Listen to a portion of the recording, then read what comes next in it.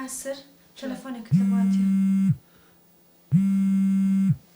باشە جانەکەم دەتوانی بەجێم بێڵی؟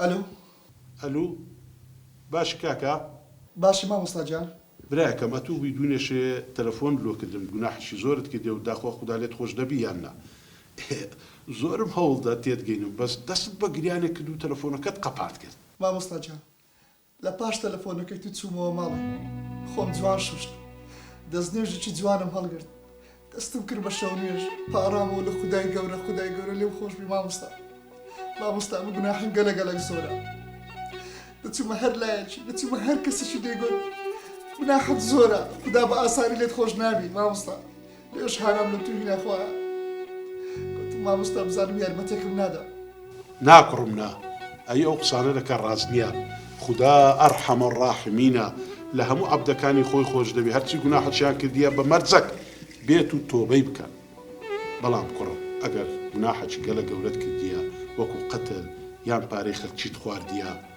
ئەوە هەوڵ بدە حەقی خەڵکی بدەوە ئەگەر ئێستاش پارەت نییە هەوڵ دە ئیشکە وردە حەقی ئەو خەڵکەی بدەوە و ئیشەڵڵا خوددا لێت خۆش دەبێت. مامۆستا جان ئەلحەمدوللا من کەسم نەکوشتیە بەڵام ماڵی خەڵکم زۆر خواردیە دزیم زۆر کردیە مامۆستا دەبی خوای گەورە لەمە خۆش بی کوڕی خۆم وەچی پێم گوتی خوددا لە هەموو گوناحەکەت خۆش دەبیتن هەوڵدا حەقی خەڵکی بدوگەڕێنەوە بەس بە مەرجەکی نەکەی بگەڕێەوە سەر ئەو تاوانانە ئەو ڕقەمی منیشت لەکردە هەر کاتێکی پێویستت بە هەر شتێکی بوو ئەوە تەلەفۆنم لۆکە ئەمن لە خزمەتەوە. سپاس مامۆستا جان خدای گەورە پاداشتی خێرت بداتەوە زۆر سپاس مامۆستا جان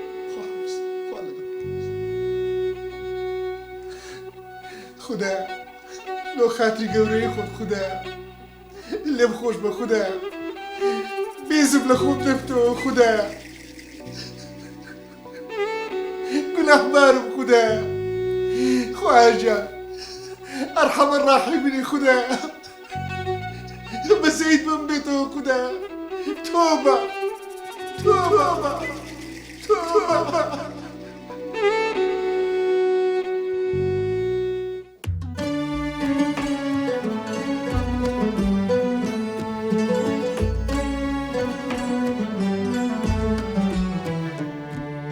ئێستا بەختەوەرترین پیاوی دنیام چووکە خۆم دۆزیەوە خوداناسی و عیبادەت دەرمانێکە بۆ دڵتەنجی من بە یەکجاری بڕیارمدا نەگەڕێمەوە سەرتاوان بووم بە ئیماندار ئێستا پیاوێکم کە خوددا دەیەوێت پیاوێکی بە کەرامەت و دەست بە نوێژ ئای چەند خۆشبەختم بە ئارەقەی نیچەوانم ڕزقی حەڵال بۆ ماڵەوە پەیدا دەکەم خودای گەورە دڵخۆشت دەکات کاتێک دەتەوێت لەسەر پێی خۆت بوەستیت و چاوت لە دەستی کەس نەبێت.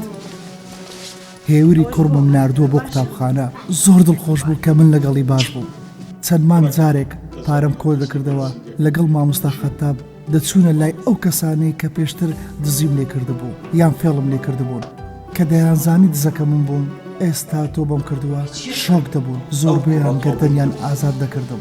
مامۆستا جان ئەتوو بە خێر وەی سەرسەرم سەرچاوم ئەتوو ڕێزی تایبەتت هەیە مامۆستا بەس مامۆستا من ناتوانم گەردەنی ئەوەی ئازاد بکەم.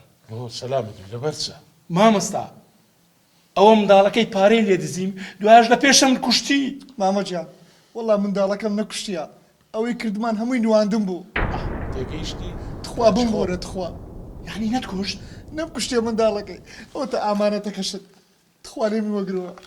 برایەکی ئێستا ئەو کوڕە تۆ بەکارە گەڕایتەوە وازی لە تاوانکردن هینایە و هیچێکی حەڵالی دیتیتەوە بە ئارەقەی نێچوانی خۆی پارەی کۆ کردیتەوە لە بۆ تو هینایتەوە دا توش لێ وەرگرەوە گەردەنی ئازاکەت. مامۆستا جان لە بەخاتری خوای گەورە و لەبەر جەنابەت تەشریف تینایتە ئێرە ئەمە گەردەنی ئازادەکەم و پارەکەشی لێ خۆش دەم بیدەوە. برای وەچی پێم گوت بۆ پارەی حەڵالە غەمی هەندێک نەبی ئێستا کاسبی دەکاتن گەڕایتەوە لێ وەرگرەوە گەردەنی ئازاکە سەلامەت بدەی. مامە جان ئەگەر خوات خۆش دەوێت پارەکەت وەگرەوە ئەمن ئێستا تۆبەم کردیە.